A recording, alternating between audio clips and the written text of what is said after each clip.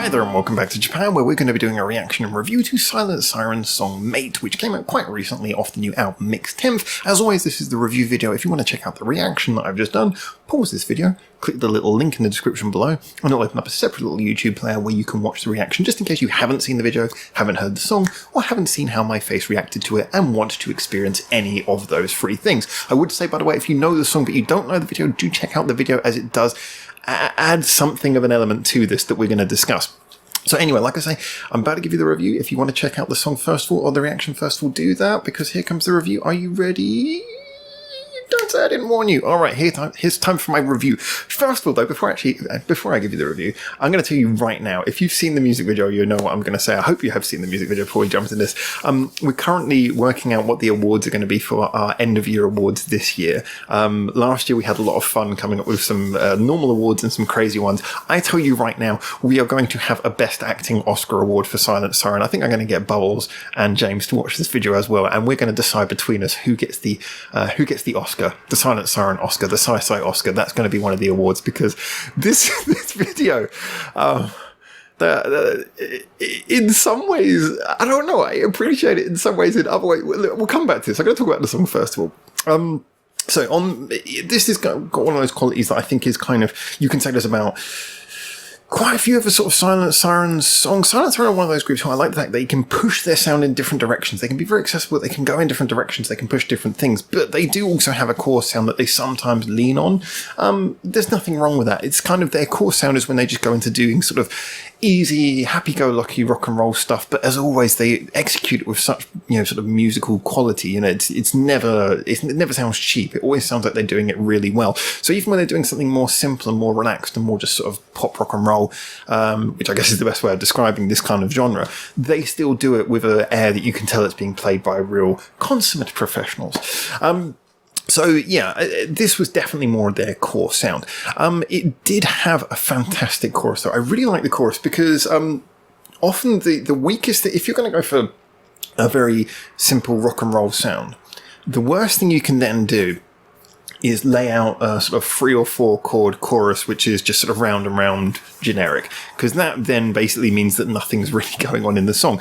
This actually had some nice writing elements. Like I say, I was really impressed with the chorus. The chorus was properly catchy, actually. I'm still going around in my head right now, and yet it had that quality that a lot of the better Silent Siren songs do, where they pay off the chorus by rounding it out really well. It starts off just sort of normal, catchy, but then it, goes around the chord pattern, the way it changes, everything molds into the ending of that chorus, and it just pays off really well. I think there's a good sort of emotional feel to it, and it's not repetitive. It really feels like a well-written, engaging chorus. I really enjoyed that part of the song. Really appealed to me, whilst at the same time being very simple, just sort of simple, jangly rock and roll. This was about writing in chords and melody in the simplest form, and if you're going to go for a simple sort of pop rock and roll song, that's what you've got to get right, and I think they got it really right here. The verses were kind of nice and easy. Nothing really to write home about the verses or the pre-chorus. They kind of felt, dialed in, as you kind of expect from, like I say, something in the more easy realms of what Silent Siren can do. But they had some nice chops in there. Like I say, I like the way that in the verse it sort of goes from being, being played on the ones and twos, if you like, being played on the beat to go into a backbeat, where it's sort of like reggae, where you play every other beat rather than on the beat you go. If you know what I mean. It's really hard to represent that without showing a diagram or playing it for you, and I've got nothing around to, maybe that guitar, don't worry. So anyway, it's not tuned. So you can't even see it. Don't edit anything on this channel, we don't even plan ahead. So, yeah, I like that little change the way they did that in the verse, but otherwise, the verse, pre-chorus, it was all pretty much as you can expect. The bridge, I did really like the bridge. The bridge came right out of the chorus, and just the way it went there. And again, the way the chorus sort of ended beautifully and sort of twisted into that bridge and then went round into a key drop, change for the last chorus. There was just a lot of very simple but nicely executed writing techniques, especially towards the end of the song. The song rounded out beautifully. Everything from the second chorus onwards, just each chord felt like it counted, which for me really worked.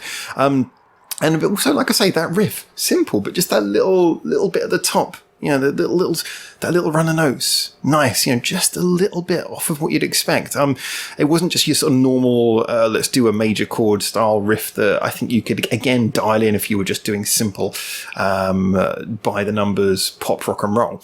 So to me, there was a lot of subtlety that really worked and made this song engaging. And like I say, certainly the second half of the song, really nice. Really loved how they played that through. Nice tonal stuff as well. Again, you know, nothing particularly complicated going, but I loved how they used the electric organ there. Again, hashtag no bias, got to talk about the keyboards. It was all subtlety, this song, but I think it made a really good pop rock and roll song. It's the sort of thing where on surface value, if you're not, you know, if you listen to it from the beginning, it probably wouldn't, it's not the sort of song that really sounds like it's asking you to pay much attention. It's presenting itself as being light and easygoing. So I can understand someone maybe not clicking into this, maybe sort of letting it slip into the background and just then hearing it as generic. I understand that it's one of those ones where, like I say, sometimes with these types of songs, if you're not already a fan of the band, I don't think this is going to win you over. But I think if you are a fan of the band, certainly because that means you're more likely to sit down and listen to the song and really pay attention to it, I think this is one that is actually very rewarding. There's a lot more going on than is apparent on the surface. And like I say, the second half, definitely, if you haven't already thought about it, go back and listen to that second half again. Just listen to the way that the chords and the melody move. It's simple, but it's so well executed. It goes in such an interesting direction. It really develops. It sort of moves along with a real sense of direction and purpose. It's not just sort of meandering round and round and round and round. As I think is probably one of the tropes of less competent rock and roll and less competent pop rock, which I think this does sit somewhere between rock and roll and pop rock in my mind. Really does. As always, like I say, love the tones, love the vocal performance. She's got the right voice for this kind of thing, Sue. I think very underestimated vocalist, really good at putting expression and feeling. I really felt there was a good sort of sense of emotion in the song, as you often do from her vocal performances. So great stuff. Like I say, I think on the downside when it comes to the song, it's not going to win over anyone who's not already a fan. I do think the verses themselves are fairly simple. Maybe they could have done something more interesting with that, but as you know, I mean, it's just it's a device that builds you up to the chorus, which is after all that should be the refrain. That should be the bit that you are looking forward to, I guess, in the arrangement, is when the chorus comes around. That's the bit which, you know, sticks with you. So I don't really think there's anything that I would say I have against this. I just think it's fairly them executing something simple and very much within their abilities, but well and really well written. Like I say, I do encourage you, maybe if you just saw this on surface value, to go around, listen to it again, and really just sort of listen to, like I said, that last half. Anyway, rather than me whinging on about saying the same thing over and over again, can we talk about this video for a minute? Now, like I say, I am the sort of person, I can pick up Japanese, and with this I could pick up a lot of what was being said, but there's a couple of problems. First of all was the problem that, you know, in the second half, after the first chorus, they dip down the volume of the music, but in a really bad way. I mean, it's not dipped down low enough that you can hear the speech, because the talking is still not clear in my mind. Maybe if you're maybe if you're a fluent Japanese native speaker, then you're more sort of able to just pick up, you know, you can hear the speech more when it's coming through a little bit of a background level. But to me, it was just it was hard to hear what they were actually saying, because the speech was not, you know, louder than the music in any clear way. But at the same time, it also was turning down the music, which basically, it was almost like they were like, yeah, after the first chorus, nothing interesting here. It's like, that's when the song got more interesting. So to me, it was like, this is a really bad decision. Now, I don't know if this is something to do with whatever that Samsung tie-in is that I noticed in the hashtags, whether this is some reason. But okay, fair enough. I was, like I say, we're going to have to go and do the Oscars for these girls, because the acting was kind of nice in its subtlety. But you guys as well know, I'm not the biggest fan of music videos that time pad, which is what I kind of think they do. Some do it with like excessive slow motion. I remember that Eitoto Voto or whatever it is, that the one where it was just the guy running down a corridor like in a ninja outfit, and they managed to make basically about 10 seconds of footage last like 4 minutes, which I think was actually them taking the mick out of that kind of thing, and them parodying the fact that there's so many videos who do that kind of thing. I'm not a fan of videos that do that, especially when they're going along with songs that have a good energy. Now, this is not like, it's not like a driving, pounding song, but it's an energy that sort of rocks along. It's not it's not as sentimental as the video implies. I mean, if you saw the video without hearing the song, you'd think, oh, this has got to be over something really sort of wistful and light and delicate. No. But no, this has got a good sort of chunk to it. And so I just felt the video just felt so like, no. I mean, yeah, I get that it's playing into the whole message. I get that it's playing into the message of the message of the song, but I don't. It's like they got them. I think this is probably on fault of the director, and the director may be trying to pander towards some sort of tie-in with Samsung. I want to know what that's about. I didn't really check on that, but I wonder something's going on there. It just felt like, it's like, well, this is the mood of the song. It's about friendship. So let's do a video that's about friendship, but in no way functions as a music video. It just didn't work. Sorry, it didn't work. If they were going to release that as a little short film, fine. That you can do. Music video? No. For me, it did not match the song in anything other than mood. Mood and, well, when I say mood, no, purpose, message, not mood. The mood made me feel like, so it's something where you can sort of bob your head to. Video did not have that at all. However, credit to the girls, they seem to be pulling off those sort of long, dramatic scenes with, the facial expressions were nicely done. They seem to, the director seems to be good at doing drama, seems to be good at directing them through that. But I think there's probably a drama director who has no idea or no concept of what a music video is, or at least if they do, then they don't want to do one. So yeah, I liked the music video in a way that it would be great as a totally separate thing, but as something which was over the song, it genuinely felt like the song and the video were fighting. Because like I say, I mean, the video caused the song to be turned down as it was getting better, and the song caused the speech in the video to be not properly intelligible.